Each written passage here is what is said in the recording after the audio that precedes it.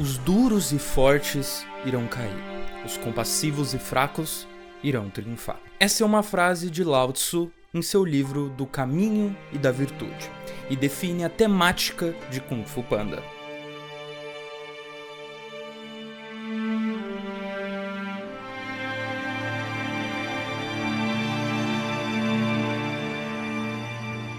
Akira Kurosawa é um dos maiores diretores da história, responsável por filmes como Seven Samurai e Han, épicos de ação e drama japoneses. Jerry Lewis era um comediante americano que atuava e dirigia diversas comédias pastelão nos Estados Unidos como Professor Aloprado. Ambos estão em lados opostos do que significa fazer cinema, mas por que eles deveriam estar? A pergunta dos diretores que iniciou a produção de Kung Fu Panda foi: e se Akira Kurosawa filmasse um filme de Jerry Lewis? Basicamente, a própria concepção das bases de Kung Fu Panda já tinha a ver com o tema de Yin e Yang. Mas como criar um protagonista para uma obra de comédia e ação ao mesmo tempo? Ele não poderia ser um mestre ou um herói obstinado. Ele precisava ser o oposto, mas ainda manter as duas características, um guerreiro habilidoso que ainda mantivesse o bom humor. Assim como o Yin Yang, um panda desajeitado que é a representação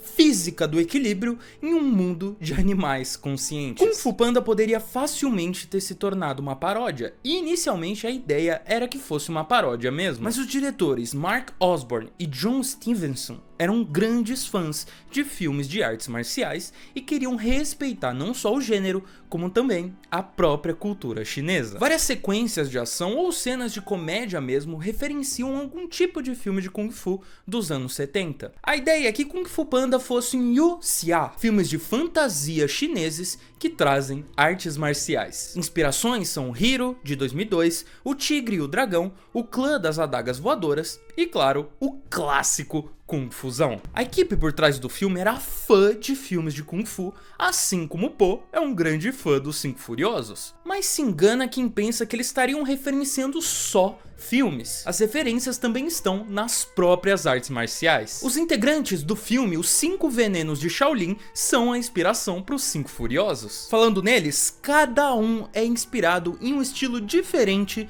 de Kung Fu, especificamente estilos baseados em animais. Esses estilos são conhecidos na China como as 5 formas: tigre, garça, leopardo, cobra e dragão, vindos do Kung Fu Shaolin original de 1200 d.C. Mas os Cinco Furiosos possuem 2 integrantes que são inspirados em estilos mais recentes: o estilo Kung Fu Macaco, criado em 1800, e o estilo Kung Fu Louva-a-Deus, de 1600. Das outras partes das 5 formas, o leopardo acabou se tornando o vilão do filme e o dragão, o título místico do guerreiro da profecia. Kung Fu Panda foi uma franquia de sucesso que deu origem a uma animação e a uma série de jogos. Um de PlayStation 2 que eu amava quando criança e replicava muito bem a estética dos filmes. Mas como trazer essa sensação do mundo de um filme para um jogo? Sendo um concept artist, alguém que é responsável a dar vida a conceitos visuais e ideias, criando ilustrações e designs que servem como base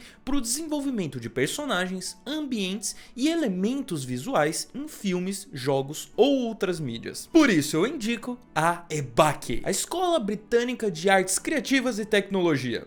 Nome bonito, né? Com mais de 150 cursos onde você organiza a sua grade de estudos. É um curso que eu indico principalmente para quem quer dar um pontapé inicial em um mercado que vai além do de games, com áreas diversas que a EBAC também oferece. Não só o de concept, tem de game designer, desenvolvimento na Unreal, no Unity, tudo envolvendo desenvolvimento de jogos. Os cursos contam com uma tutoria individual de profissionais da área que vão te ajudar a elaborar projetos ao longo do curso que serão seu portfólio para o mercado de trabalho. Imagina só ter um portfólio bonitinho.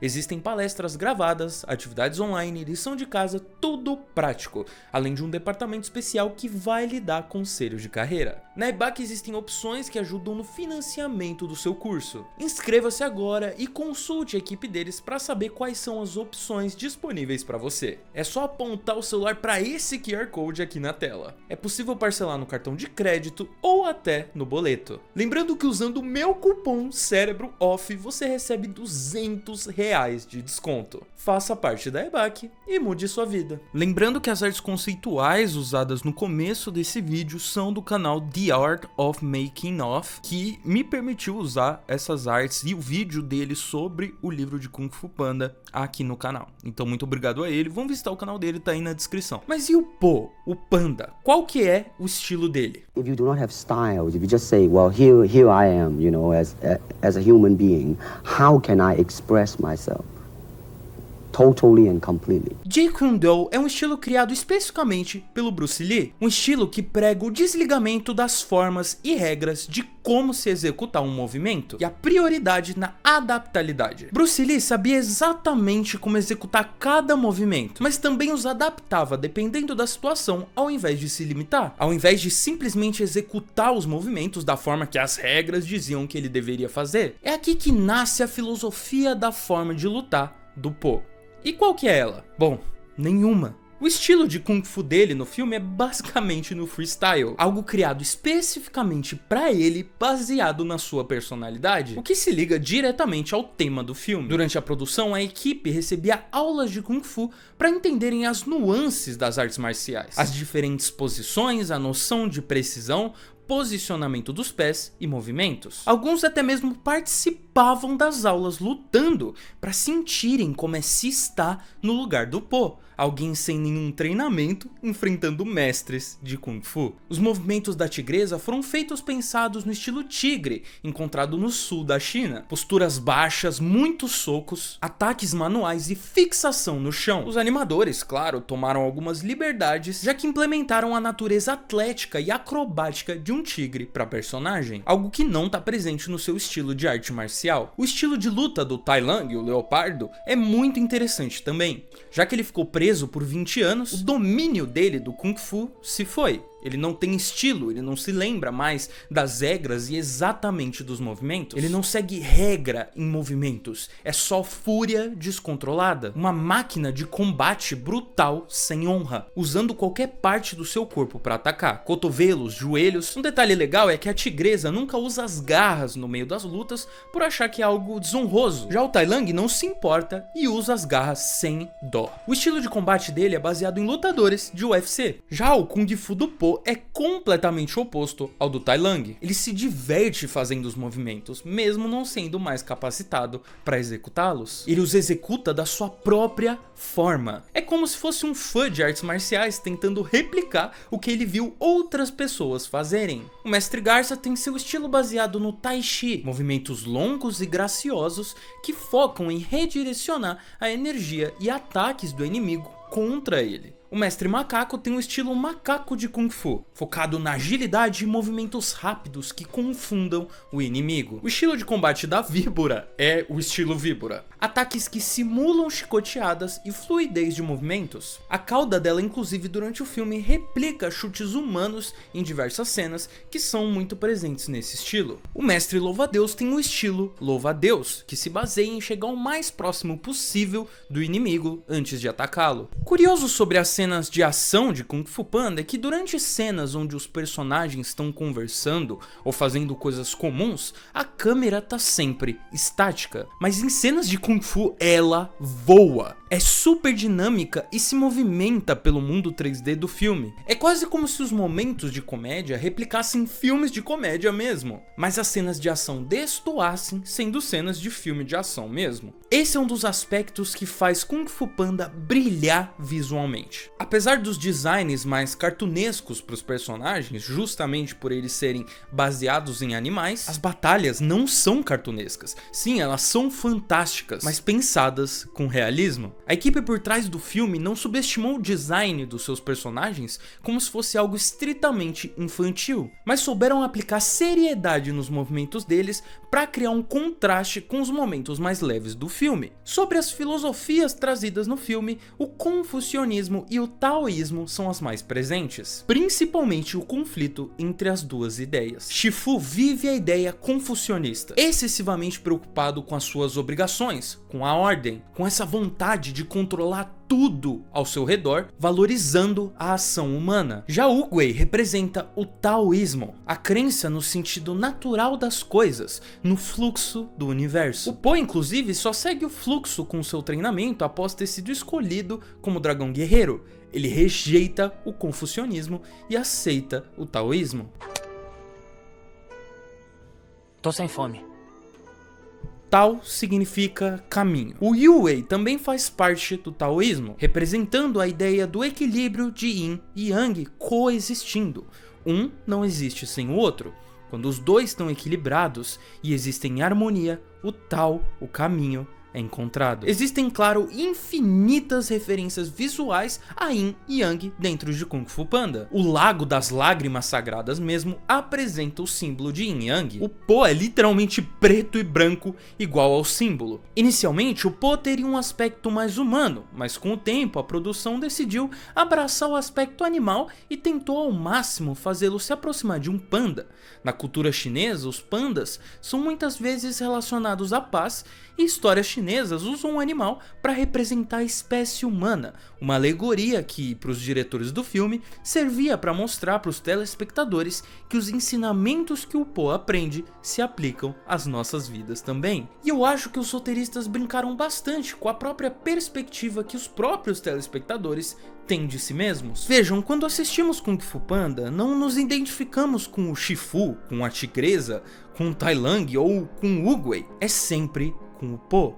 Ele é a representação de todos nós. A pessoa normal sonhando com o impossível enquanto tem que atender à expectativa de outras pessoas. Às vezes trabalhando em um lugar que odeia, desejando uma vida diferente, esperando reconhecimento. Não, nem isso. Às vezes a gente só tá desejando que o nosso potencial interno seja realizado, que alguém no mundo, qualquer pessoa, nos veja, mas ao mesmo tempo não nos sentimos dignos disso. Nós não nos vemos como merecedores. Então, por que o Po seria? Nós não somos bonitos o bastante, talentosos o bastante, inteligentes o bastante, nunca é o bastante. Sempre sonhamos em sermos diferentes, porque assim vamos alcançar os nossos sonhos e objetivos. Mas e se, para atingirmos nossos sonhos, sermos quem somos, já seja o bastante? Essa é a jornada do Po, mas também é a nossa jornada como seres humanos. É com essa descrição que lhes apresento Kung Fu Panda. Kung Fu Panda é a representação pura da jornada do herói. Essa, inclusive, foi a intenção dos criadores. Quando o Po tá sonhando com o dragão guerreiro na abertura, o guerreiro é ele. Ele tá derrotando todos os inimigos, tem o amor de todos ao seu redor, é respeitado até pelos seus maiores ídolos. Esse sonho é a idealização do que o Po quer alcançar. Do seu sonho, algo que eu tenho certeza que vocês aí e eu mesmo já fizeram alguma vez na sua vida. Deitar na cama e idealizar cenários perfeitos onde tudo que sonhamos é real. Mas esse mundo de fantasia é sempre interrompido pela fria e dolorosa realidade. Po acorda e no seu quarto tem pôsteres dos 5 Furiosos, action figures. Ele vive em um local calmo, sendo um grande contraste com a vida de aventuras que ele vivia anteriormente. Ao descer para mais um dia de trabalho, Po esconde do próprio pai o sonho que acabou de ter, mentindo, dizendo que sonhou com macarrão. Isso leva o Ping a um surto de empolgação, em um discurso dizendo sobre como a loja de macarrão deles é um legado da família, de que macarrão tá no sangue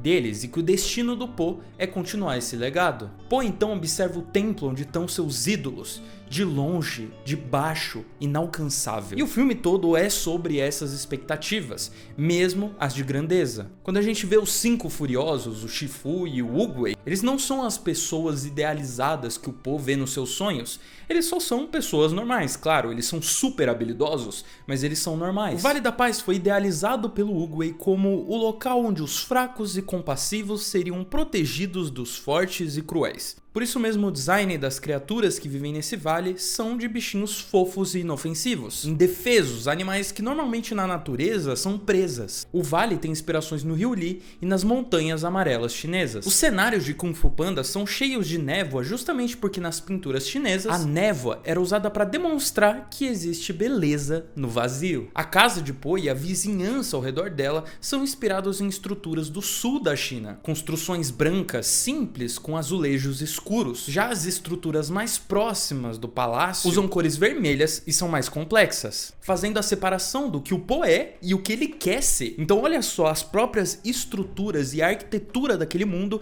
servem para ditar o local em que Po se encontra e quem ele realmente é. Os Cinco Furiosos anunciam um evento para escolher o dragão guerreiro. O Po obviamente comparece levando os macarrões do seu pai. É como se essa parte da vida dele tivesse fixa a ele e ele nunca conseguisse fugir dela. Impossível de fugir do destino que não quer seguir. O Po é o último a chegar bem quando as portas se fecham, tendo que observar os Cinco Furiosos por um buraco na parede, por uma fresta na porta. Assistindo o filme com os comentários dos diretores, nos é dito que nessa cena a iluminação é feita para mostrar o lugar que o Po se encontra. Do lado de dentro tudo está sendo iluminado pela luz do dia, mas nosso protagonista do lado de fora está tomado por sombras, para mostrar que ele está longe do seu sonho, longe de tudo que ele quer. E nesse momento onde o Po tá tentando ver o que tá acontecendo lá dentro, nós telespectadores somos colocados no lugar dele, porque nem a gente consegue ver direito o que tá rolando lá dentro. Então, para entrar, o Po usa fogos de artifício presos em uma cadeira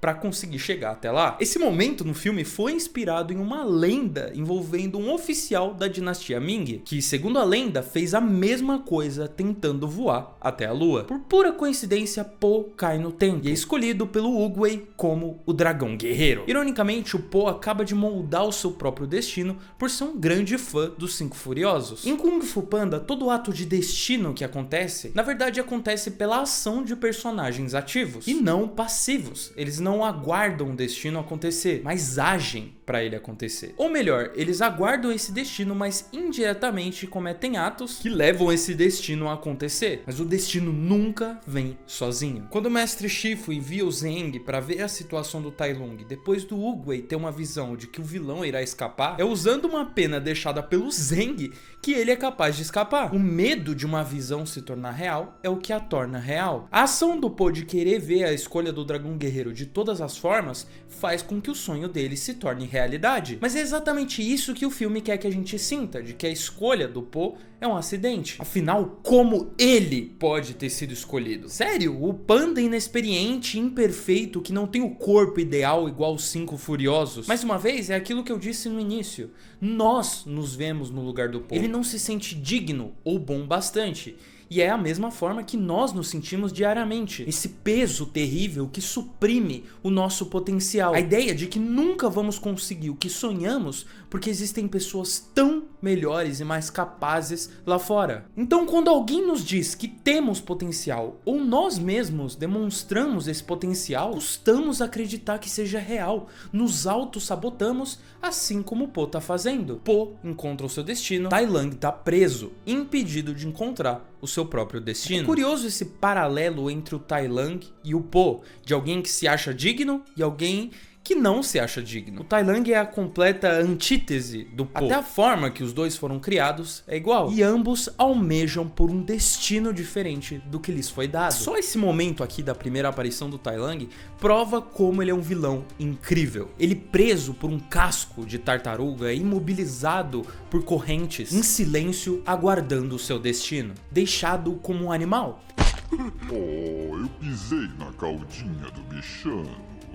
O casco de tartaruga prendendo o Tai Lung tem agulhas de acupuntura em pontos nervosos específicos para paralisar o vilão e impedir o fluxo de Qi no seu corpo. Depois de ter sido escolhido como dragão guerreiro, o Po anda pelo Palácio de Jade como se fosse um fanboy maluco e eventualmente escuta os Cinco Furiosos desdenhando dele, fazendo piadas com ele. Mas mesmo com tanta rejeição, o Po ainda tá ali tentando, se esforçando, treinando. Após o seu primeiro dia de treino, que foi um desastre, o Po começa a comer. Ele come porque ele tá incomodado, tá estressado, irritado. Ele come para amenizar a própria dor. Ele se encontra com o Oogway, que permite que o panda desabafe. Ele dá um discurso que eu particularmente acho que é um dos mais lindos da franquia. Oogway brilha com a luz da lanterna que ele segura. Visualmente é como se ele fosse a fonte de luz que o Po precisa no meio da escuridão. Desistir ou não desistir? Você está muito preocupado com o que foi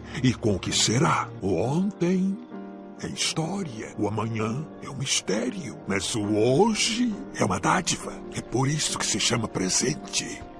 Segundo os ensinamentos do Feng Shui, a tartaruga simboliza força, estabilidade, paciência e resistência. Existe a crença de que no corpo e nos padrões do casco de uma tartaruga residem todos os segredos do céu e da terra. E por isso o Oogway é a escolha perfeita do filme para ser aquele que encontrou a paz interior e o segredo do universo. Nesse lindo momento surge mais um exemplo do Yin Yang do filme. Tai Lang foge em uma sequência épica que prova mais uma vez que a DreamWorks tem um talento nato para fazer vilões. Os diretores usaram durante o filme uma linguagem de cores própria. Azul significa o mal, o negativo, e é uma cor relacionada ao Tai Lang. Ou por exemplo, na cena logo depois do Po escutar os 5 furiosos falando mal dele, ele é tomado pela cor azul, já que ela é usada para representar sentimentos negativos. O amarelo é a cor do heroísmo e o vermelho significa poder. Por isso, durante o segundo filme, o Lord Shen apresenta muitas cores vermelhas. Ou até mesmo o próprio Tai Lang, que na sequência da fuga da prisão apresenta cores vermelhas e azuis mescladas, representando o seu lado maligno e o seu poder. Essa prisão é toda escura, cheia de neve, cheia de metal, com cores frias, um total contraste com o Vale da Paz, que é cheio de cores quentes, sol, calor, árvores e verde. O design da prisão é inspirado nas artes de prisões de Giovanni Battista Piranesi. Ele não desenhava prisões reais, e sim prisões que representavam o estado humano, um lado obscuro da arquitetura. Outra grande inspiração à prisão foi a Grande Muralha da China. No lore do filme, essa prisão foi construída exclusivamente para segurar o Tai Lang. São 1000 guardas e um prisioneiro. Só que esse prisioneiro é o Tai Lung. Essa ideia veio durante o desenvolvimento, quando eles decidiram tentar replicar o tratamento que o vilão Hannibal Lecter recebe no filme O Silêncio dos Inocentes. À medida que o Tai Lang vai fugindo dessa prisão de poder, as cores vermelhas vão sendo substituídas pelas cores azuis mais frias, e a escuridão é como se ele estivesse tomando aquele lugar de poder que o segurava pouco a pouco. Tai Lang é um personagem interessante porque, teoricamente, ele só tá buscando por justiça por algo que ele pensa que foi injusto. Ele realmente acredita que tá certo. Joseph Campbell, em O Herói de Mil Faces, fala sobre o arquétipo do vilão que acredita ser o herói da sua própria história. Esse é o Tai Lang. E eu até entendo ele. O Shifu treinou ele a vida inteira prometendo um destino que nunca chegou, e quando ia chegar, lhe foi negado. Quem encheu minha cabeça de sonhos? Quem me fez treinar até meus ossos quase se partirem? Quem me negou o meu destino?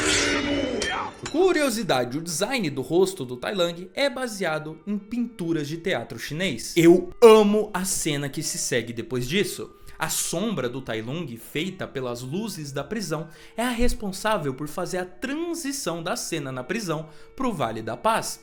A sombra de Tai Lung em cima do Vale da Paz, premeditando a sua chegada, é lindo. No dia seguinte, Shifu continua se mostrando orgulhoso. Fica feliz quando pensa que o Po foi embora. Não poupa esforços em humilhá-lo ou mostrar o quão inapto ele é como guerreiro. Ele basicamente tá torturando o Po para se livrar dele só porque ele tá frustrado. Ao invés de verdadeiramente ensinar o Po, ele joga ele do palácio. Posteriormente, a Víbora e o Louva-a-Deus cuidam dele, e é muito interessante que do grupo dos 5 Furiosos, eles são os que mais tratam bem o Po, principalmente porque eles sabem como é se sentir subestimado por conta do tamanho do seu corpo. E aí a Tigresa aparece protagonizando um dos momentos mais reveladores do filme. Shifu encontrou o Tai Lang e o criou como um filho, o treinou a vida inteira, acreditou nele e o disse que ele estava destinado à grandeza. Crescendo com essa mentalidade, Tai Lang, quando adulto, ao não ser considerado digno do pergaminho do Dragão Guerreiro, ataca o Vale da Paz e tenta tirar o pergaminho à força, sendo impedido pelo Oogway. Shifu viu o próprio filho, a pessoa que ele considerava um filho,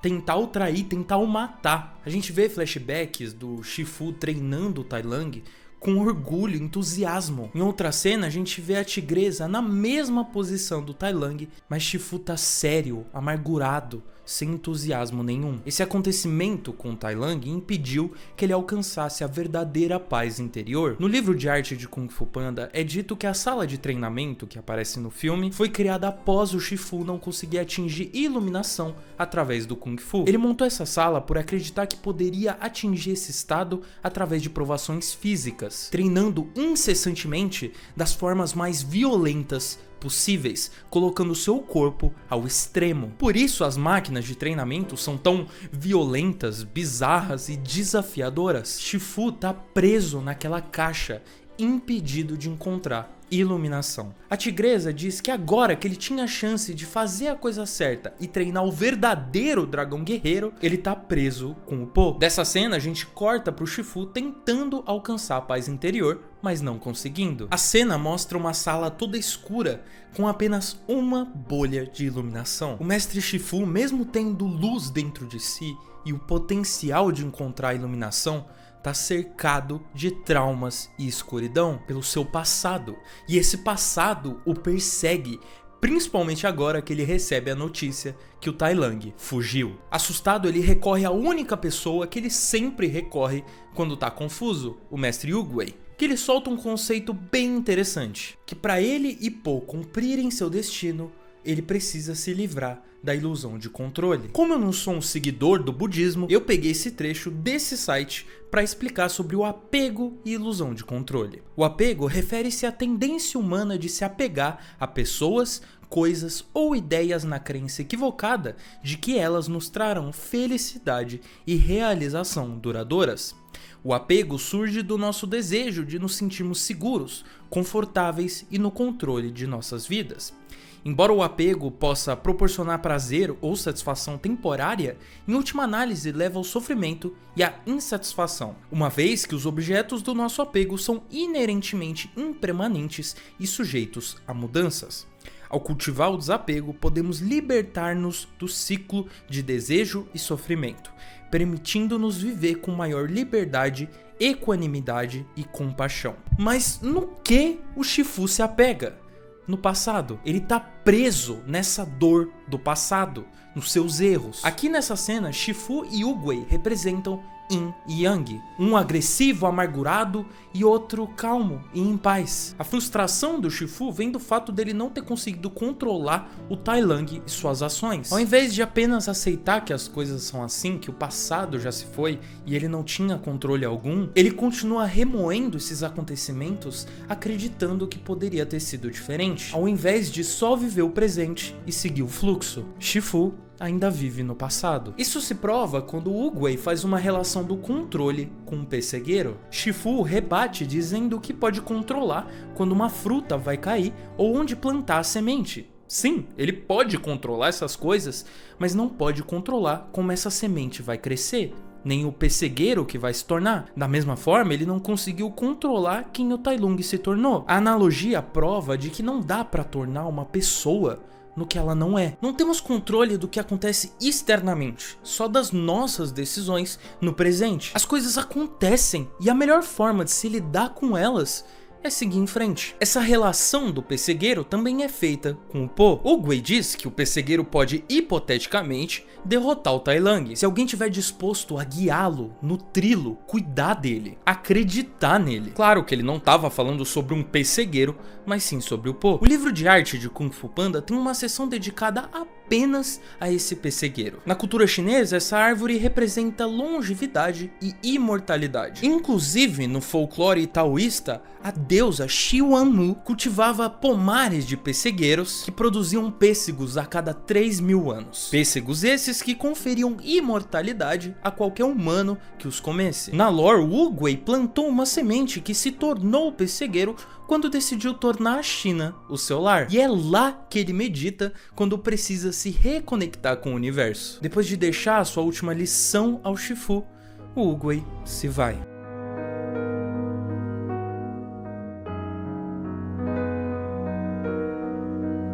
Ao mesmo tempo que o Oogway morre, o pessegueiro também. Ambos estavam tão conectados que quando um se vai, o outro também. Tanto que o Oogway se torna um com as pétalas nessa cena que eu acho magnífica. É curioso que o Oogway, antes de morrer, plante uma semente. Essa semente representa nova esperança, renascimento.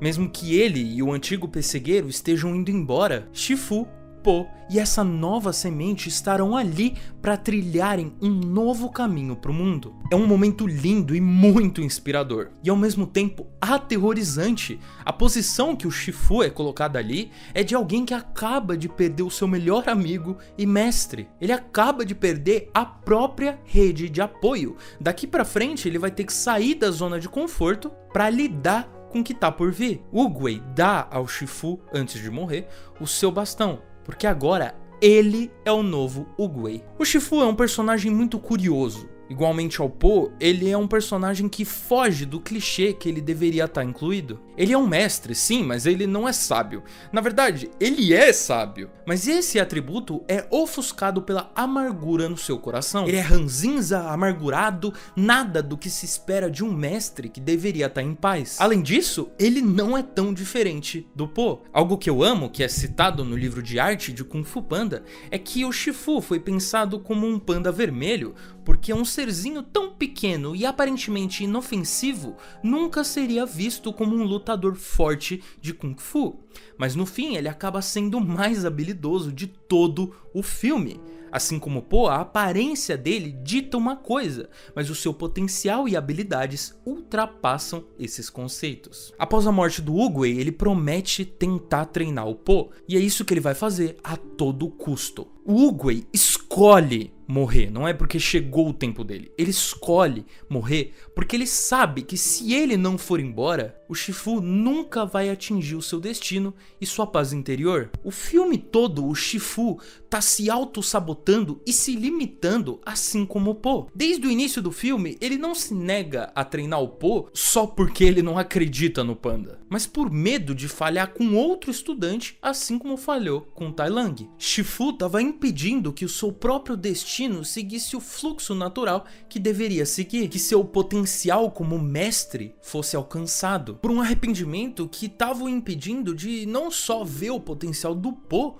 como o próprio potencial. A percepção dele de si mesmo dizia que ele era um mestre horrível por ter falhado uma vez, mas isso não é verdade. Ele tem potencial sim de ser um mestre incrível, mas esse potencial não pode ser atingido se ele continuar se limitando. Muitas vezes nós fazemos isso, nos auto-sabotamos e perdemos a chance de nos tornarmos a melhor versão de nós mesmos. E não é só a gente que perde com isso, mas o resto do mundo também. Todas as pessoas que podemos ajudar e inspirar nunca vão ser ajudadas porque temos medo demais de agir por traumas do passado. Mas pro Shifu já basta. Ele ainda não acredita no Po ou em si mesmo, mas pela primeira vez em anos ele vai pelo menos tentar. Bom, os 5 furiosos estão lá se afeiçoando pelo Po, comendo o macarrão que ele fez. E eu adoro esse momento porque eles comentam que o macarrão tá ótimo. O Po refuta dizendo que se eles gostaram desse, eles precisam experimentar o do pai dele,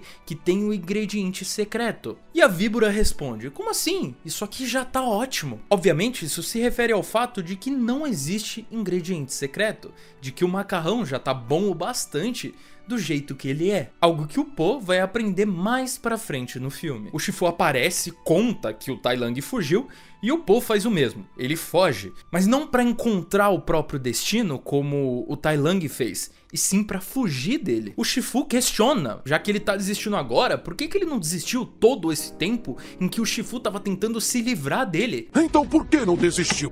Sabia que eu queria me livrar de você e mesmo assim ficou. Fiquei sim, porque sempre que o senhor jogava alguma coisa em mim, ou dizia que eu fedia, me magoava. Só não me magoava mais do que ser eu mesmo cada dia da minha vida. Essa cena mexeu muito comigo.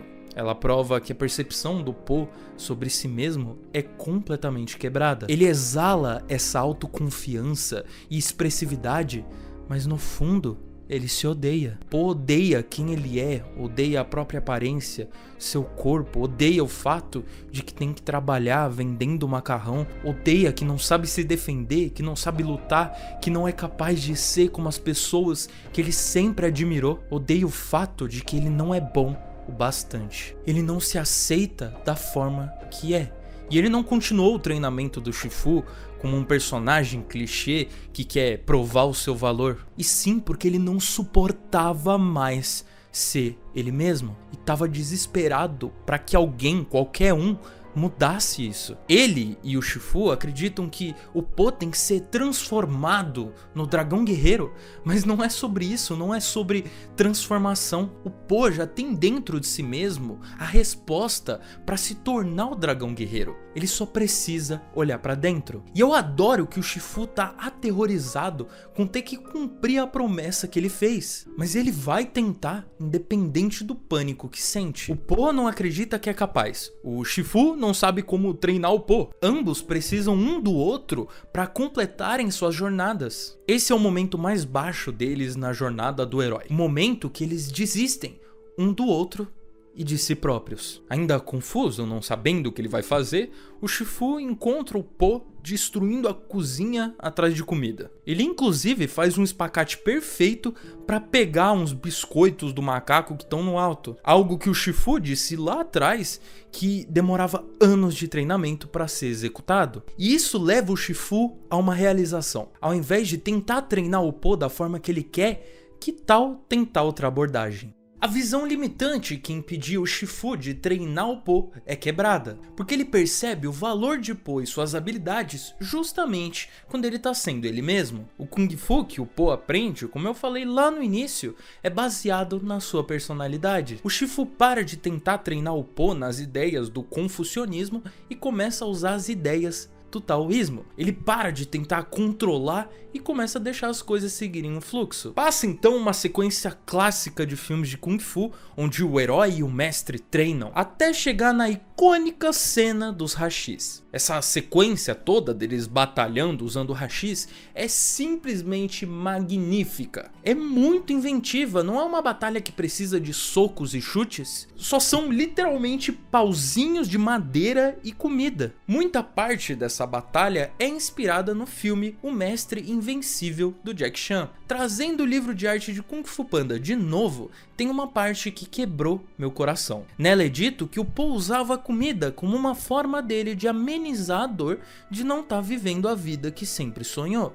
Sempre comendo quando tá ansioso, decepcionado ou triste. Mas no fim desse treinamento, o Po não sente mais fome. No final da batalha, ele consegue pegar um dos bolinhos que ele estava lutando contra o Shifu para pegar e ele devolve pro mestre, se negando a comer. Ele não sente mais fome porque agora ele tá mais próximo de chegar no seu sonho de dragão guerreiro como nunca. A imagem do Po na montanha com fundo amarelo serve para mostrar o nascimento de um novo herói. No Feng Shui, a cor amarela significa centro. E naquele momento, o Po acaba de encontrar o seu próprio centro. Ele não mais tenta treinar o Po dentro da sala de treinamento, naquela caixinha que limitava a sua visão. Ele treina em lugares abertos, coloridos, não lugares cinzas e fechados. Olha só que detalhe incrível que mostra sutilmente a mudança de perspectiva do Shifu. Ele saiu da caixa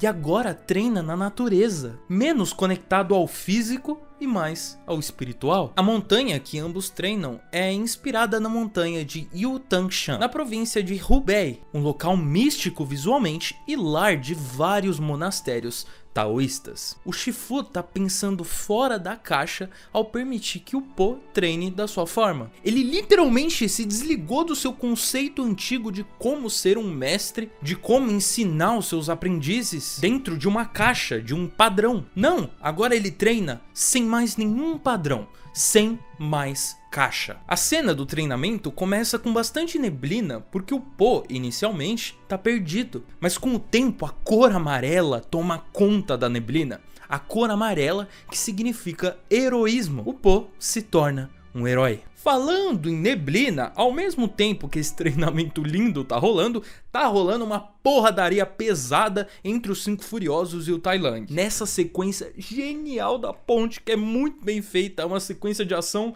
que, pelo amor de Deus, poucos seriam capazes de fazer isso aí num live action. Tem uma cena que eu adoro aqui, que é essa aqui, que mostra como o Tai Lung idealizava o dragão guerreiro, assim como o Po idealizava os 5 Furiosos. Ele espera um grande guerreiro que seja à altura dele, que caiu do céu numa bola de fogo. Nossa batalha será mais do que lendária. E nessa sequência tem uma rima visual incrível. Enquanto o Po tá sendo mostrado com um amarelo atrás dele para representar que ele se tornou um herói, nessa sequência os olhos do Tai Lung são amarelos, porque dentro de si ele acredita que ele é o herói. Por isso o amarelo tá dentro dele e não fora. Maluco, é poucos filmes que tem essa complexidade, mano. Que é isso? Loucura. Bom, o Po tá lá construindo confiança em si mesmo depois de um dia de treinamento perfeito, mas quando os 5 Furiosos retornam da luta contra o Tai Lung completamente quebrados e destruídos, ele regride.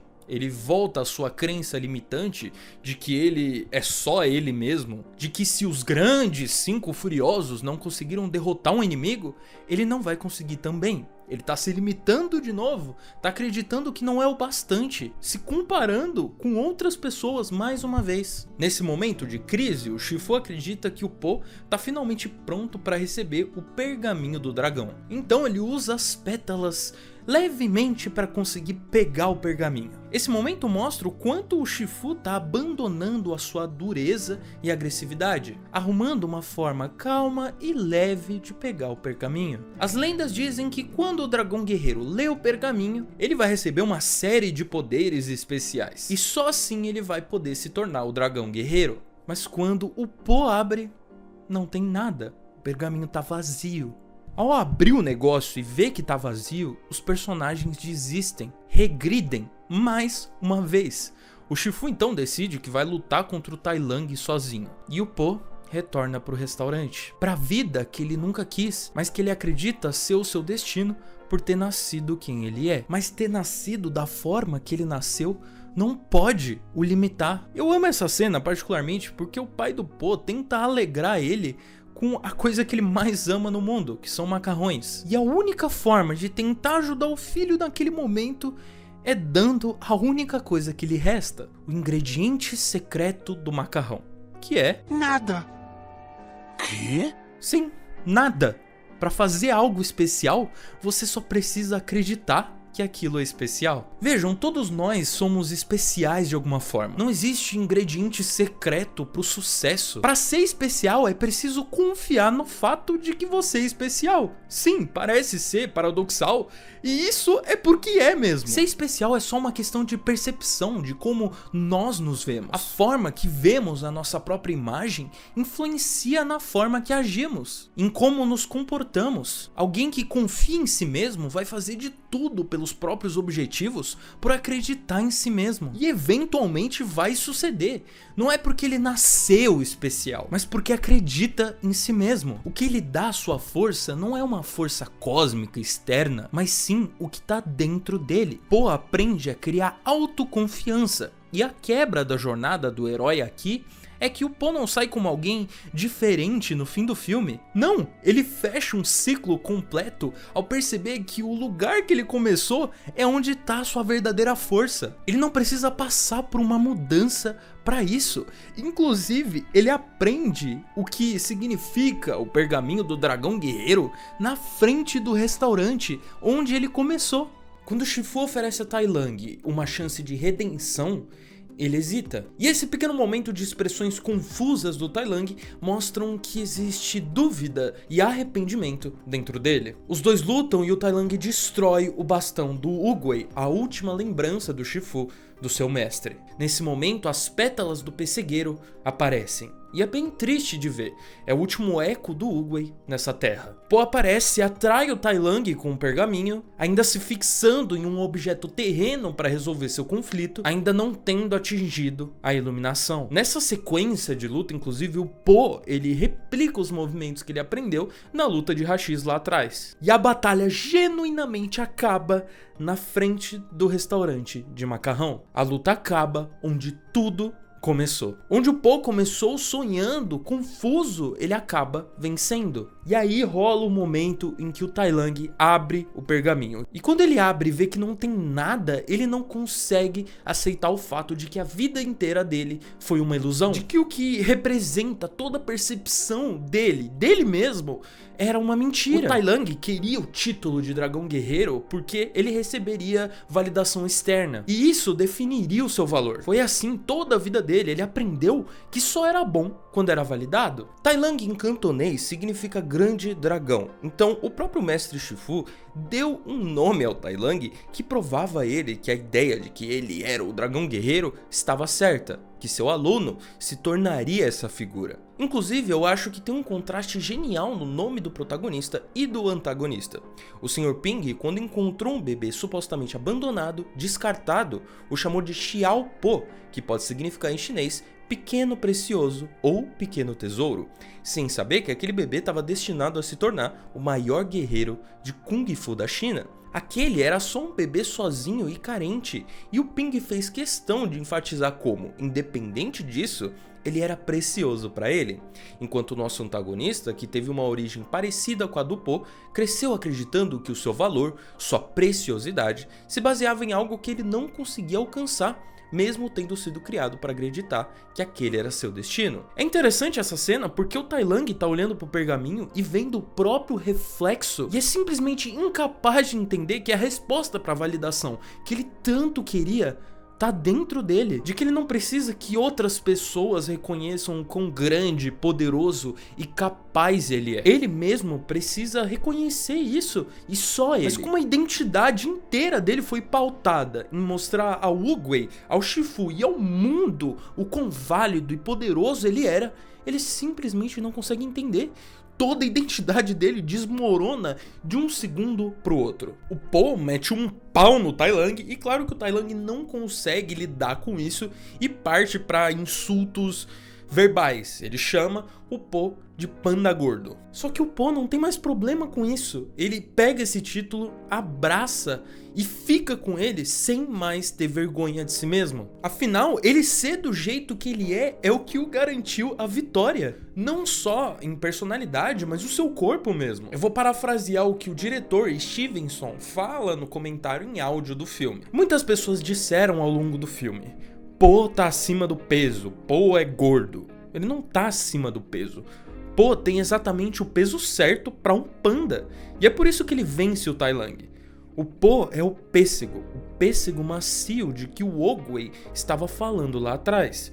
Sua suavidade, elasticidade e absorção, todas as coisas que vimos onde ele desce escada saltando e pode absorver todo o impacto, sua habilidade de redirecionar a força do Tai Lang contra ele usando um princípio de arte marcial que lhe permite vencer. E claro que não é só o corpo, ele usa a técnica do dedo para mandar o Tai Lang pro mundo espiritual. E o mesmo efeito que o Po usa no ataque é o mesmo efeito que o Oogway faz na água, quando ele toca a água lá atrás no filme. E após derrotar Tai Lang, Po sai da fumaça da mesma forma que aparecia em seu sonho, a versão idealizada de si mesmo. Só para no fim, só ser ele mesmo com uma panela na cabeça e um avental. O Po se tornou tudo o que ele sonhava e ele só precisou ser ele mesmo para conseguir alcançar isso. E assim como o Po se aceitou, todos ao redor dele o aceitam também. Mas isso não importa, o que importa é que ele se aceitou. Junto do Po, o Shifu atinge a paz interior completa no final do filme e a trilha do Hans Zimmer começa a tocar. Não posso tocar ela, mas ela é maravilhosa, incrível. E aí sobem os créditos. Até os créditos desse filme são uma obra de arte. E os créditos contam a história pós-filme, como esse mundo continuou existindo mesmo depois que a história acabou. Tem uma cena nos créditos, inclusive, que mostra o Poe apontando o pergaminho do dragão guerreiro para um grupo de crianças e o reflexo delas aparece, permitindo que esse segredo, guardado por milhares de anos por guerreiros em um palácio nas alturas, seja acessível agora para as crianças da vila. Ele mostra a elas que a verdadeira fonte de poder está dentro delas mesmas.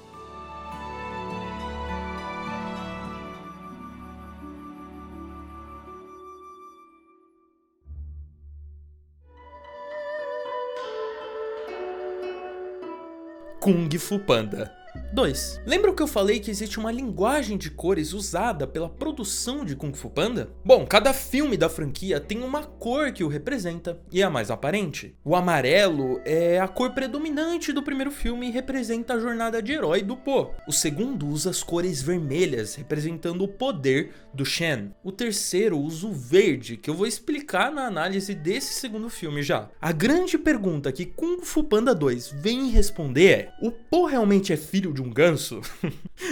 Não, mas o que o Poe aprende nesse filme é que a verdade sobre quem somos não está no que temos ou como fomos criados, mas o que nossas ações no presente refletem sobre nós mesmos. Numa introdução que replica o teatro de sombras chinês, nos é contada uma história. Na China antiga, os pavões reinavam e criaram os fogos de artifício, uma ferramenta de felicidade e festividade.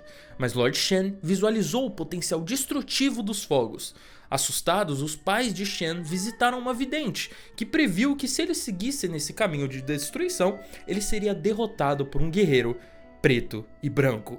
Temendo seu destino, Shen resolveu mudar esse destino, destruindo toda a população de pandas. Se Kung Fu Panda 1 era sobre alguém, o Tai Lang, tentando cumprir o seu próprio destino, Kung Fu Panda 2 é sobre alguém tentando evitar a todo o custo. Em Kung Fu Panda 1, o Poe sonhava com o amor de toda a população. Kung Fu Panda 2 começa com crianças brincando com uma action figure do Poe, assim como ele brincava com as action figures dos Cinco Furiosos. Ele os idealizava como figuras perfeitas em batalha constante contra o mal. Mas o segundo filme começa com todos eles se divertindo, enquanto o Poe tenta colocar 32 pastéis de feijão na boca. Vejam, aquela idealização heróica dele se tornou real, mas não do jeito que ele esperava. Ele não teve que se tornar outra pessoa completamente para estar perto deles. Nosso herói encontra o seu mestre, o Shifu, que agora é capaz de atingir a paz interior, movendo uma gota de água pelo seu corpo. Uma curiosidade, os animadores eles estudaram os princípios do Tai Chi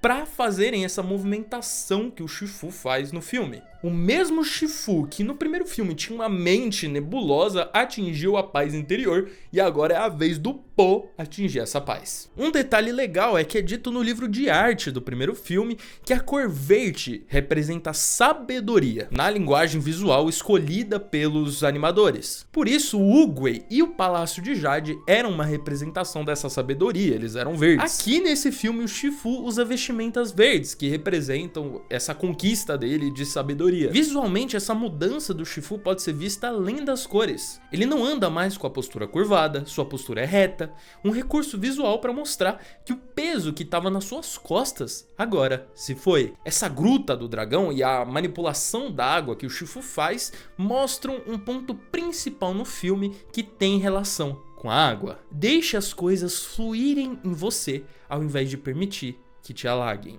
Mas enfim, o que é paz interior afinal? Bom, em Kung Fu Panda é se desligar da ilusão de controle, a mesma ilusão que o Shifu tinha lá no primeiro filme. Um grupo de soldados do Shen invade a vila atrás de metal, e nessa luta o Poe inclusive ele replica vários dos movimentos que ele tinha no sonho dele lá do primeiro filme.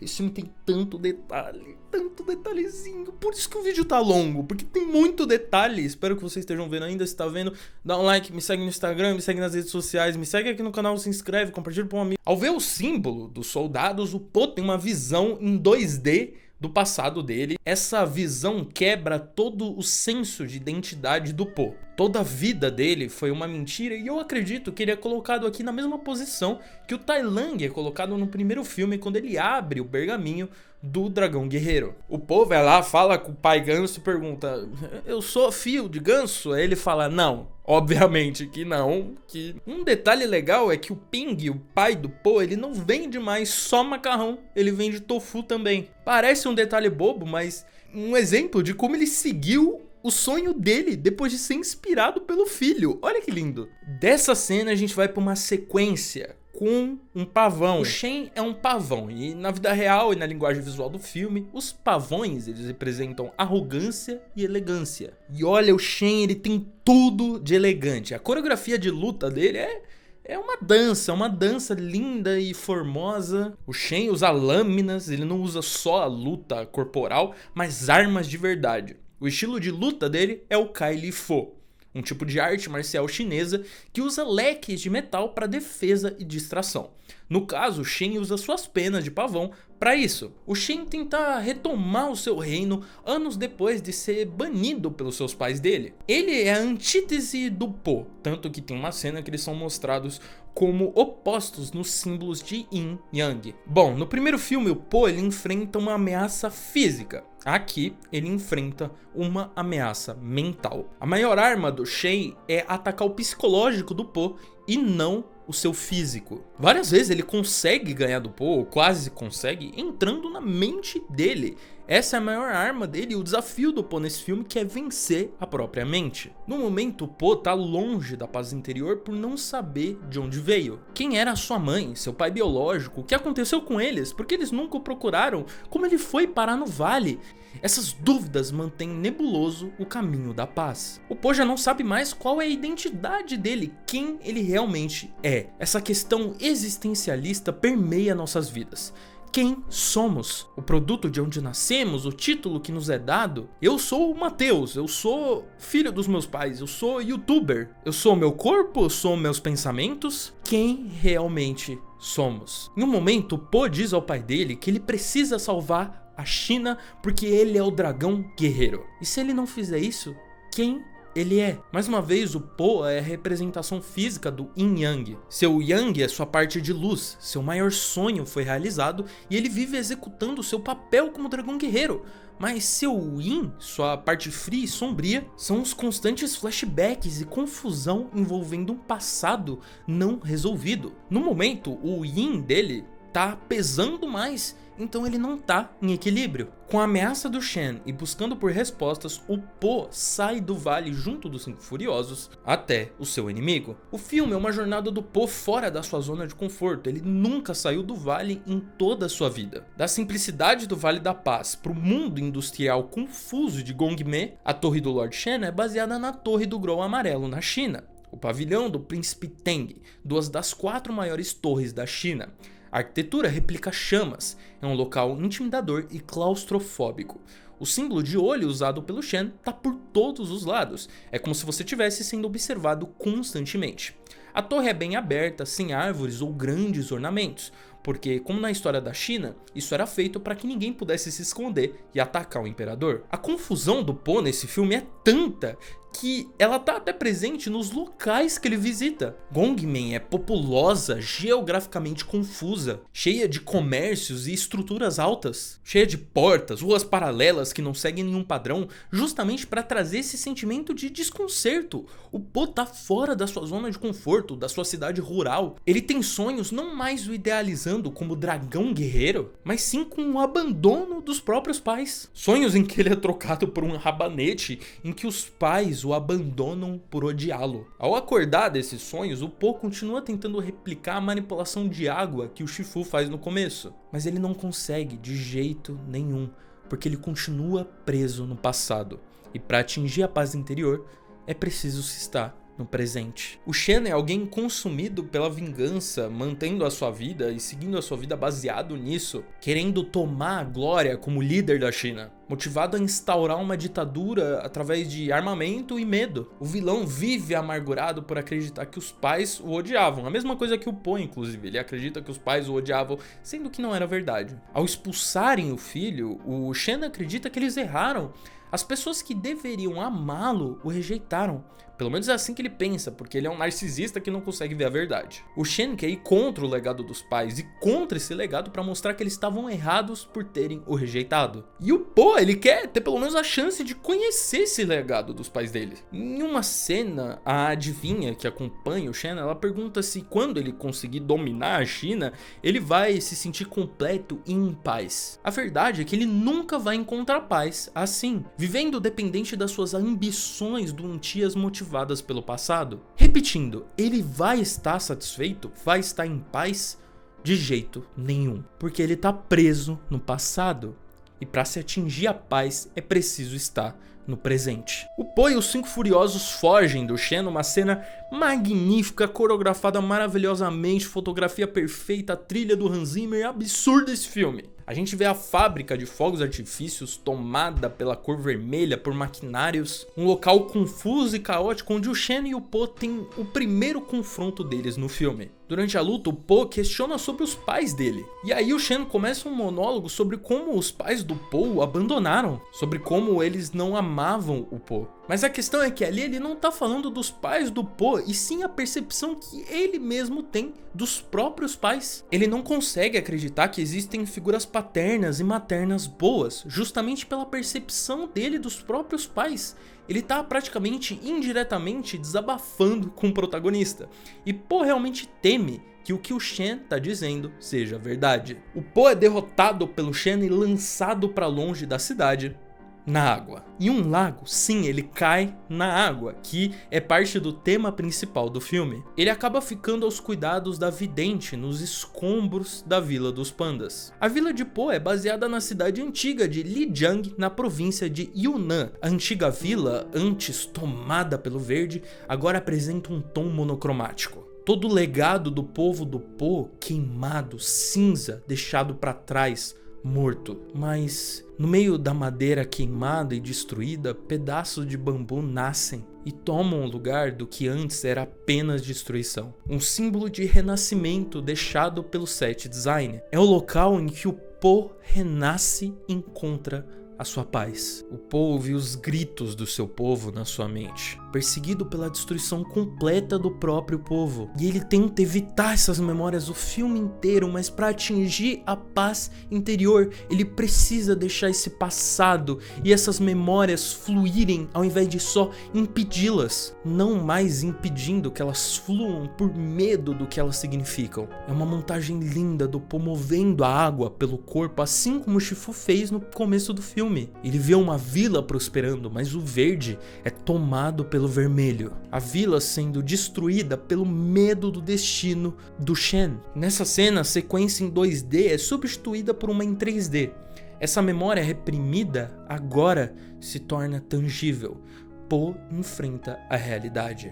Para salvar o filho, a mãe de Po o esconde e foge, despistando o exército do Shen. Sua mãe, na visão, é uma fonte de luz, e à medida que ela se afasta, a luz se vai, a floresta escurece.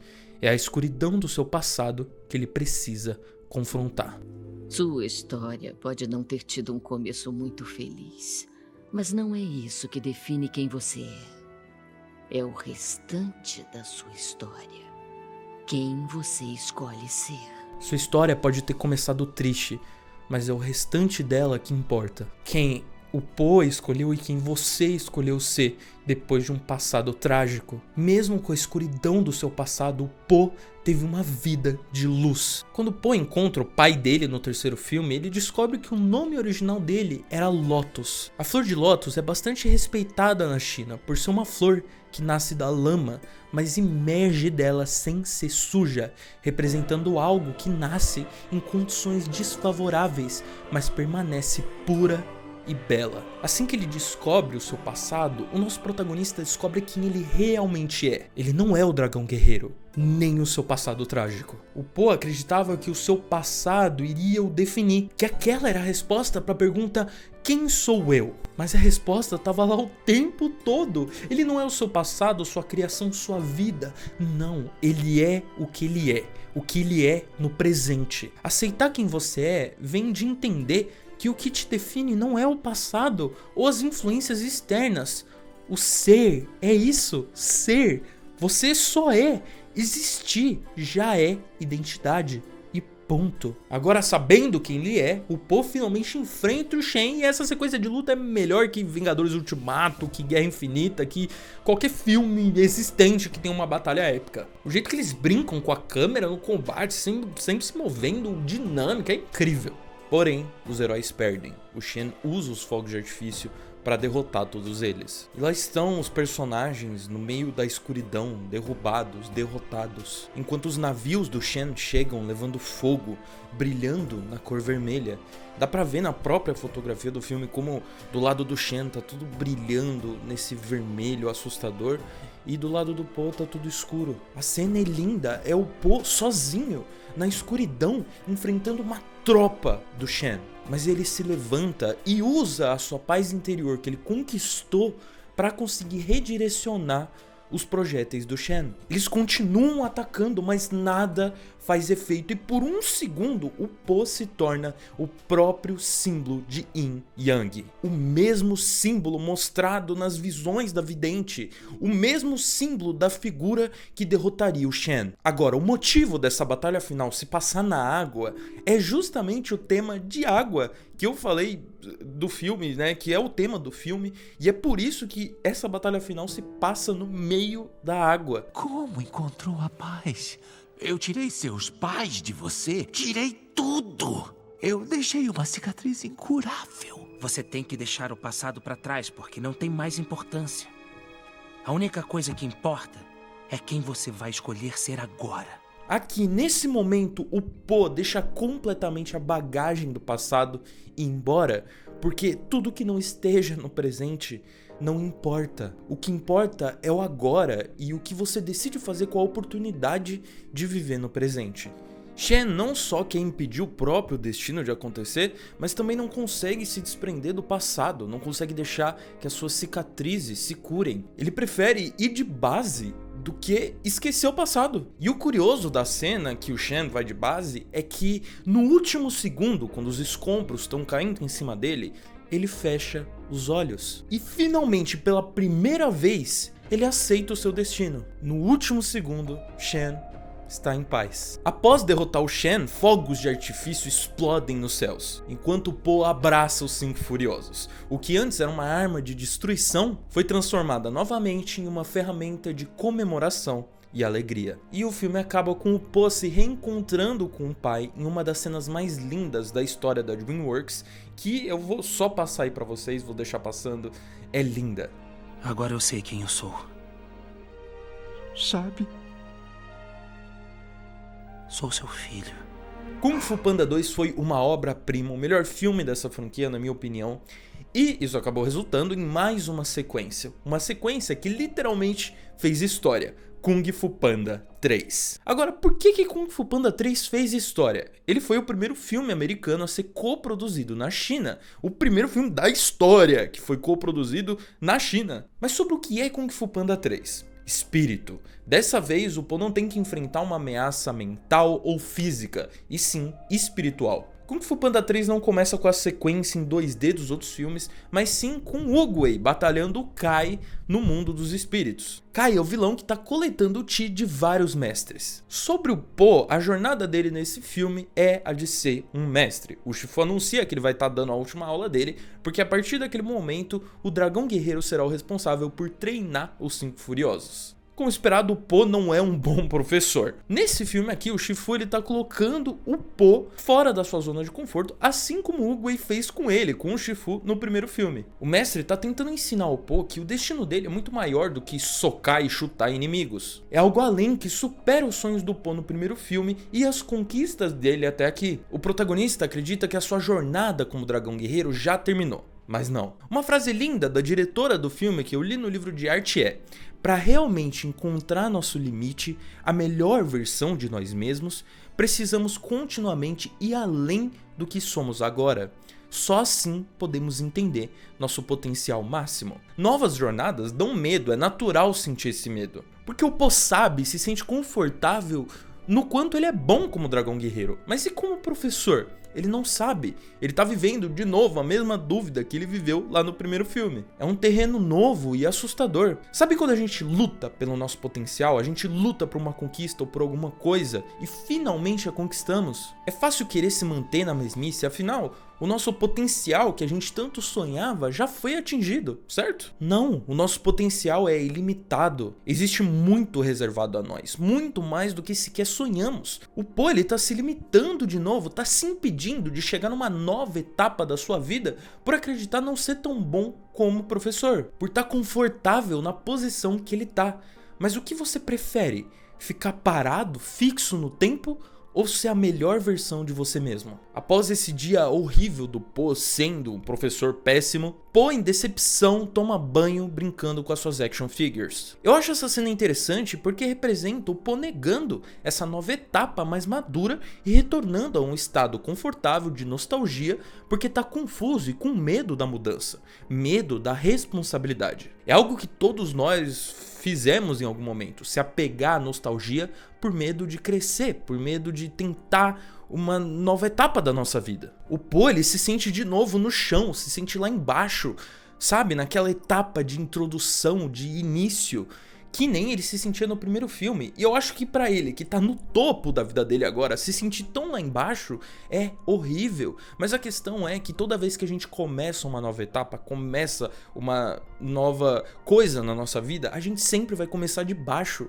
Nunca vamos começar no auge. É sempre uma escada que a gente tem que subir. Mas o Po, ele já tá lá em cima na parte de dragão guerreiro. Então quando ele vê uma coisa que ele não é tão bom quanto ele é como dragão guerreiro, ele volta pra trás, ele não se sente bem. E no meio disso, se não fosse o bastante, o Li Shan, que é o pai do Po, aparece num restaurante de macarrão. Eu não gosto muito da ideia de trazer os pandas de volta, mais ou menos na verdade, porque é como se fosse, sei lá, tira muito peso do extermínio do povo do Po. É tipo se no meio de Avatar do nada aparecesse um nômade do ar e dissesse que todos os nômades do ar estão vivos na verdade e que vários sobreviveram. Sei lá, tira muito o peso desse extermínio. Mas já que a gente tem que trabalhar com isso, eu acho legal o Po conhecendo outro panda e descobrindo que o seu povo tá vivo. Querendo ou não existir sem todo o seu povo, tendo tido sua cultura apagada, sem existir ninguém no mundo que seja igual a você, é uma existência terrível, dolorosa.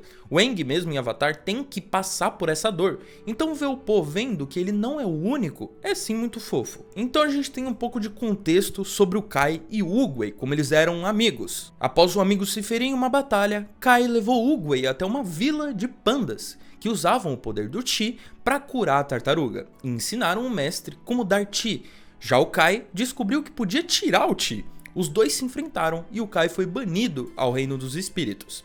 Essa cena é inspirada na história chinesa clássica em rolo de pergaminho ao longo do rio durante o festival de Qiming, considerada a Mona Lisa da China. O Po então viaja até a Vila dos Pandas, conhecendo a sua cultura e se reconectando ao seu povo. É muito curioso ver que os pandas eles trazem qualidades e comportamentos que o Po apresentava e eram tratados como estranhos na sociedade que ele vivia. Sua vontade de comer, sua espontaneidade, sua positividade. Pela primeira vez o Po sente uma coisa que ele nunca sentiu: pertencimento. Inclusive o pai do Po ele é uma representação do que o Po poderia ter se tornado caso ele nunca tivesse conhecido o Kung Fu. A vila tem montanhas inspiradas nas Montanhas Amarelas e também no Monte Qinchengshan, um dos berços do taoísmo. É um local onde os pandas podem se esconder de ataques como o do Shen. Essa ideia é inspirada no Shangri-La, um local fictício nas montanhas do Tibete apresentado no romance inglês Horizonte Perdido. Sendo uma utopia isolada do mundo, um paraíso na Terra, assim como no filme. Mas o Kai descobre a localização da vila e tá pronto para ir atacar, para exterminar os pandas, após derrotar os 5 furiosos em uma batalha que usa muito esse embate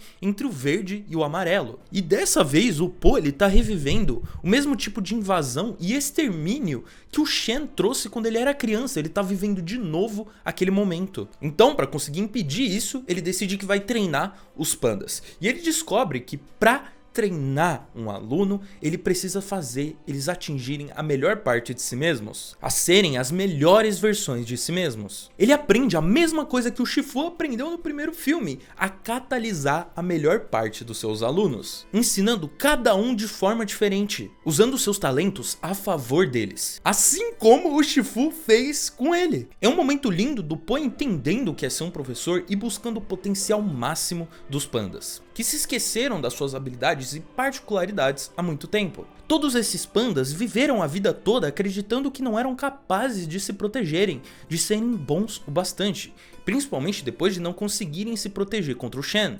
A mesma sensação que o Po teve a sua vida toda. O Po diz uma coisa sobre não transformar os pandas em uma versão dele, mas sim transformar eles nas melhores versões de si mesmos. Você já deve ter se comparado infinitas vezes com outras pessoas na sua vida, visto elas em situações supostamente melhores que a sua ou piores. Mas a questão aqui que o filme quer dizer é que é impossível que a gente seja como essas pessoas. O nosso potencial interno, talentos e habilidades são completamente diferentes, únicas e especiais. Então a gente não pode suprimir esse nosso potencial tentando replicar o potencial de outras pessoas. Como o Po ensina, a gente precisa pegar o melhor de nós e catalisar, lapidar esse diamante até sermos nossas melhores versões.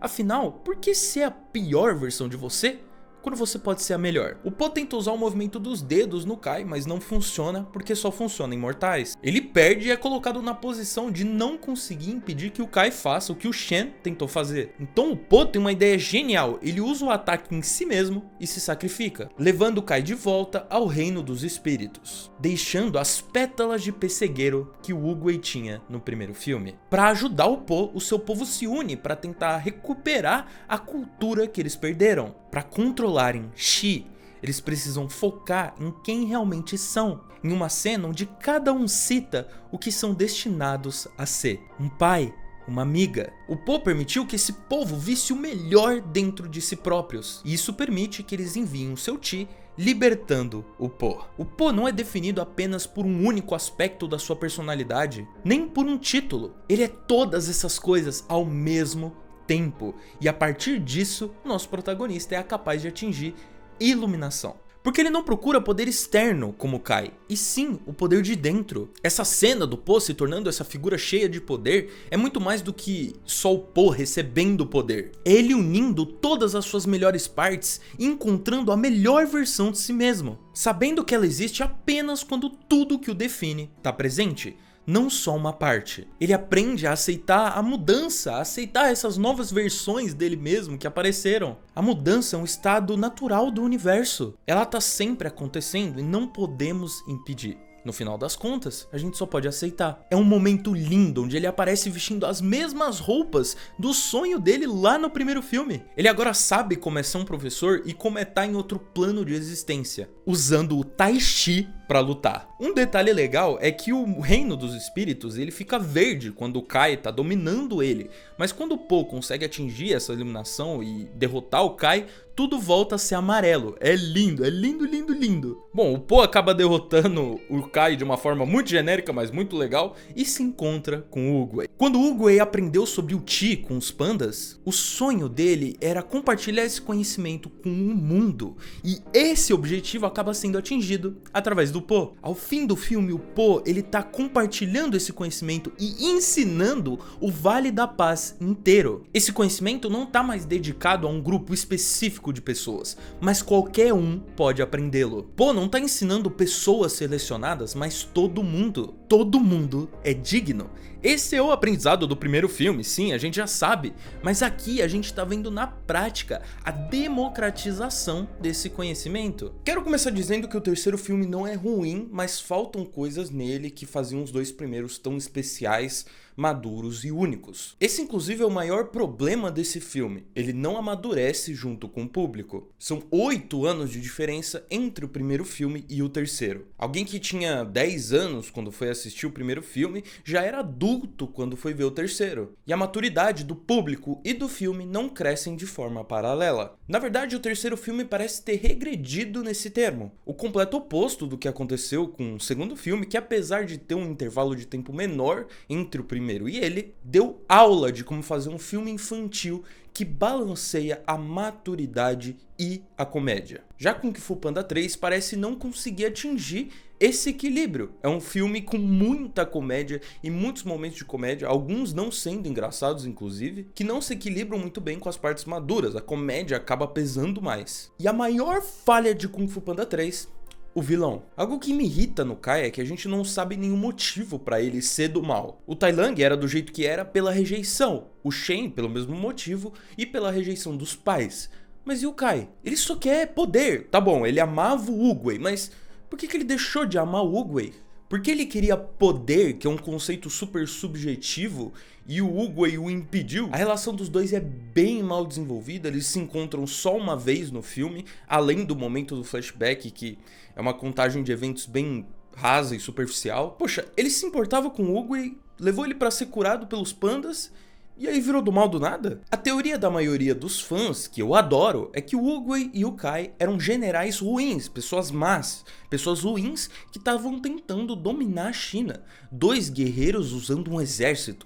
E por conta do aprendizado com os pandas, Oogway aprendeu o caminho da bondade e mudou, abandonando o parceiro na busca pela dominação da China. Por isso o rancor do Kai, porque o Oogway o abandonou nessa dominação que os dois estavam buscando. E é muito legal, né, essa ideia. O problema é que é só uma teoria de fãs, que é muito boa, mas não sabemos se é verdade no filme, porque o filme não explora isso, o filme não explora essa relação. Não é como no 1 que a gente vê o Tai Lung crescendo, ele conhecendo o Shifu, ele sendo treinado, criando a personalidade dele de buscar por aprovação, depois sendo rejeitado como dragão guerreiro, atacando a vila, o vale, e depois sendo preso, entende? A gente vê tudo isso num flashback que é bem pequeno, mas dá contexto bastante pra gente entender as motivações daquele personagem. A gente vê detalhes, e é isso que falta no Kai, os detalhes. Além de que Kung Fu Panda 3 é um filme muito mais infantil que o anterior, então existe essa regressão aí. Inclusive, a ideia era fazer o Kai como um vilão mais sombrio. Só que a ideia de fazer o filme ser mais focado no humor e ser mais infantil acabou descartando essa ideia. Eles não queriam trazer a parte sombria que o Kung Fu Panda 2 tinha tanto. Existem cenas deletadas do Kai, disponíveis para o público, algumas e outras não, que mostram um pouco mais dele, detalhes sobre ele, mas a gente não teve acesso a isso. Inicialmente, o ator Mads Mikkelsen faria a voz do Kai, mas ele acabou saindo da produção porque o personagem foi reescrito. Além disso, inicialmente o personagem apresentaria 4 braços e teria um visual mais sombrio. Outra prova é que existia uma versão do Kai anteriormente que a gente nunca vai ver. O problema de Kung Fu Panda 3 é não ter crescido com a sua audiência. São várias piadas sem graça, algumas que não funcionam, colocadas em momentos que não fazem sentido. Então Kung Fu Panda 3 é um filme muito pior que os outros dois, mas ainda é um filme decente, que tem uma mensagem muito legal, muito interessante e que se conecta ao resto da franquia. Agora, se vocês acham que Kung Fu Panda 3 é o pior da franquia, meus amigos, esse ano de 2024 nos foi provado o contrário, que o pior ainda estava por vir. E mesmo vendo muita gente falando, eu não conseguia acreditar que Kung Fu Panda 4 seria tão ruim quanto estava sendo dito. Mas, mano, é pior do que eu imaginava. Kung Fu Panda 4 teve uma produção nada menos do que nebulosa. Uma das ideias iniciais era, não estou brincando, fazer um filme que era um misto de live action e animação. Muito do que eu vou falar aqui sobre o filme vem de uma entrevista com a co-diretora Stephanie Meyer. O Mike Mitchell, que é o diretor do Kung Fu Panda 4, queria algo mais focado na comédia. Foi o Mike que insistiu inclusive que a Kamaleon e a Zen não deveriam ter um backstory mostrado no filme, com a equipe de produção convencendo o cara durante a época de animação. Então eles já estavam fazendo a animação do filme a acrescentar mais coisas. Então no meio da produção a equipe teve que convencer o cara de adicionar mais coisas sobre o backstory desses personagens, principalmente da Zen, que era tão importante. A duração do filme é curta porque o estúdio acreditava que as crianças não assistiriam um filme longo demais. Eu vou citar uma transcrição feita pelo usuário do Reddit Mystic3012 de mais algumas informações. Stephanie queria que Kung Fu Panda 4 permanecesse mais fiel a Kung Fu Panda 1 e 2, mas foi considerada uma ninguém pela equipe de produção e suas ideias foram ignoradas. Ela queria que o retorno do Tai Lung fosse feito do jeito certo, com mais peso emocional, propondo que Shifu fosse sequestrado pela Kamaleon, com o mestre estando presente para se despedir de Tai Lung durante a batalha final. Os executivos adoraram, mas a ideia foi cortada. Muitos membros da produção apresentaram ideias para a história da família da Zen, mas todas foram descartadas também. O que mais me estranha nesse filme é que visualmente ele destoa muito dos outros. Os 3 primeiros filmes tinham uma estética visual muito parecida entre si. O que antes parecia autoral agora parece genérico, a textura das coisas, a iluminação, a direção, tudo parece fazer com que esse filme pareça uma paródia e não uma continuação dos filmes originais. Os outros filmes eram cheios de inspiração na China, em lugares reais. Aqui não, parece tudo genérico. Aqui parece tudo genérico, e isso não é um insulto, mas parece até cenário de LOL. Não parece Kung Fu Panda, sabe? Aquela coisa diferente, que tinha seu próprio estilo, não. No entanto, eu gosto do design do Palácio da Kamaleon, que tem uma estética maia muito linda. A coisa que mais me irritou foram os designs dos animais, parece que eles saíram de Zootopia. Olha só esses cabritos, compara com os dos outros filmes. Eu consigo até analisar o porquê que eles não parecem parte de Kung Fu Panda. Os olhos grandes demais, a textura lisa, o próprio design da nova aprendiz do Po é completamente diferente de qualquer personagem dos outros 3 filmes. Ela parece genuinamente saída de Zootopia, Sing ou Madagascar. É só um animal de estimação genérico. Essa comparação aqui feita por um fã mostra muito bem como seria talvez a Zen numa versão de Kung Fu Panda mesmo. Agora, o motivo disso ter acontecido é porque o Nico Marlett, o designer dos outros 3 filmes, não participou desse filme. Por isso eles são tão diferentes. É como tirar a parte essencial daquele mundo, a pessoa que criou os designs e os visuais daquele universo. Aparentemente, o Nico participou do filme, trabalhou nele por apenas uma semana. Ele saiu e se recusou a voltar por motivos desconhecidos. E do jeito que parece que a produção era tratada, dá pra entender. Parece até que esse filme é mais barato, e olha só, ele é mais barato, porque o orçamento é menor que os outros. O filme tem esse vício bizarro de ficar colocando umas cabeças flutuantes em volta do Po e do Shifu. Nenhum filme na franquia fez isso. Nenhum. Tipo, essa referência visual é o quê? O que é isso? Nunca, em nenhum filme da franquia teve algo parecido, esse troço lúdico dessas cabeças voando e mostrando os pensamentos dos personagens. É só pra criar um momento expositivo de tipo, o que o Po tá pensando, e aí mostram as cabeças voando e falando o que ele tá pensando. Os outros filmes não precisavam disso. Você viu que os personagens pensavam no olhar, nas atitudes, numa frase inacabada, numa frase que não dizia muito sobre, mas mostrava pouco do que o personagem estava sentindo. O filme começa com Tai Lung voltando pra apelar legal pra nostalgia. É legal ver o Po sendo o dragão guerreiro solo, lutando contra ameaças no dia a dia. E o Shifu quer que o Po escolha um sucessor, já que o Po tem que se tornar o próximo líder espiritual do Vale da Paz. E eu realmente acredito que é muito cedo pra franquia tirar o Po da posição de dragão guerreiro. E eu poderia até relevar se essa ideia não viesse completamente do nada. Sei lá, eu acho que eles deveriam ter feito isso num 6º filme da franquia, onde o Shifu estivesse se aposentando. Afinal, na lógica, o Shifu deveria ser o novo líder espiritual. A jornada do Po nesse filme é uma coisa que ele já aprendeu no 3. Ele já teve que aprender a sair da zona de conforto que a vida de dragão guerreiro o deixava, sendo um mestre no 3º filme e tentando uma nova função. Não só o fato dele ter se tornado um mestre é completamente esquecido, mas também o fato dele ter que sair da zona de conforto. Ele tem que aprender de novo a mesma coisa, é literalmente o mesmo discurso do 3. Ele encontrou algo que é bom e que o faz feliz, e agora é confrontado com a ideia de ter que seguir para a próxima etapa, lidando com mudança. Eu nem preciso repetir a moral disso tudo porque eu já falei quando estava analisando o 3. Mas apesar de tudo, eu gosto dessa temática de mudança, de ter que mudar, e o medo que surge de perder quem você é no meio dessa mudança é muito identificável. Tem toda uma montagem para explicar a falta dos 5 Furiosos no filme, e o motivo deles não estarem nesse filme é óbvio. Eles não queriam pagar a Angelina Jolie, o Jack Chan, o Seth Rogen para fazerem os personagens de novo, então eles simplesmente não colocaram eles no filme. A sucessora do Po no filme é uma raposa chamada de Zen, que se une ao Po na jornada porque ela sabe onde a Kamaleia tá. E eu gostei dela, ela é realmente uma das únicas coisas boas desse filme aqui. Eu gosto de todo o plot de que quando ela era criança ela era uma ladra de rua e por isso que ela é tão obcecada por assaltos. Quando criança ela foi acolhida por uma vilã, o que é um conceito super legal. E eu gosto muito da redenção dela no filme, é muito bonito de se ver. Esse é outro exemplo da intervenção da co-diretora do filme que tornou o filme melhor. A Zen era pra se redimir off-screen, eu não tô brincando, ela ia se redimir, não ia ter a cena dela se redimindo, e por causa da co-diretora, da Stephanie, a gente teve essa cena no filme. Stephanie essa que acredita que a relação entre o Po e a Zen é muito mal desenvolvida, e eu concordo, ela podia ser melhor desenvolvida,